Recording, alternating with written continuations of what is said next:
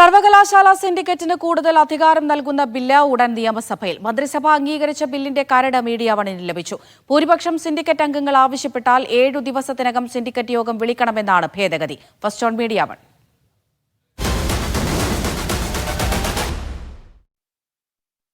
കഴിഞ്ഞ മന്ത്രിസഭായോഗമാണ് സർവകലാശാല സിൻഡിക്കേറ്റുകൾക്ക് കൂടുതൽ അധികാരം നൽകുന്ന ഭേദഗതി ബില്ലിന് അംഗീകാരം നൽകിയത്. മന്ത്രിസഭായോഗം അംഗീകരിച്ച കരട് ബില്ലിന്റെ പകർപ്പാണ് മീഡിയ വണിന് ലഭിച്ചത്. സർവകലാശാലകളിൽ സിൻഡിക്കേറ്റ് വൈസ് ചാൻസലർ തർക്കം പരിഹാരമില്ലാതെ തുടരുന്നതിനിടെയാണ് സർക്കാരിന്റെ പുതിയ നീക്കം. 2 മാസത്തിലൊരിക്കൽ സിൻഡിക്കേറ്റ് യോഗം ചേരണമെന്ന ചട്ടത്തിൽ ഭേദഗതി വരുത്താനാണ് ബില്ല്. 4/3 സിൻഡിക്കേറ്റ് അംഗങ്ങൾ രേഖാമൂലം ആവശ്യപ്പെട്ടാൽ 7 ദിവസത്തിനകം യോഗം ചേരണമെന്നാണ് പുതിയ ഭേദഗതി. ഈ നിയമസഭാ സമ്മേളനത്തിൽ തന്നെ ബില്ല് അവതരിപ്പിക്കും. നാളെ ചേരുന്ന ബിസിനസ് അഡ്വൈസറി കമ്മിറ്റി ബില്ല് അവതരണ തീയതി തീരുമാനിക്കും.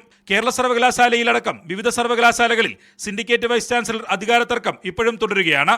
സർക്കാർ നേരിട്ട് അനുനയ നീക്കം നടത്തിയിട്ട് പോലും വഴങ്ങാൻ വൈസ് ചാൻസലർമാർ കൂട്ടാക്കിയിരുന്നില്ല. വൈസ് ചാൻസലർമാർ കൈക്കൊള്ളുന്ന തീരുമാനങ്ങൾ നിലവിലെ ചട്ടപ്രകാരം സിൻഡിക്കേറ്റ് അനുമതിയില്ലാതെ നീട്ടിക്കൊണ്ടുപോകാൻ കഴിയും. ഭൂരിപക്ഷം സിൻഡിക്കേറ്റ് അംഗങ്ങളും ആവശ്യപ്പെട്ടാലും 2 മാസത്തിലൊരിക്കൽ യോഗം ചേർന്നാൽ മതിയെന്നാണ് ചട്ടം. ഇത് തടയാനാണ് ബില്ലിലൂടെ സർക്കാർ നീക്കം നടത്തുന്നത്.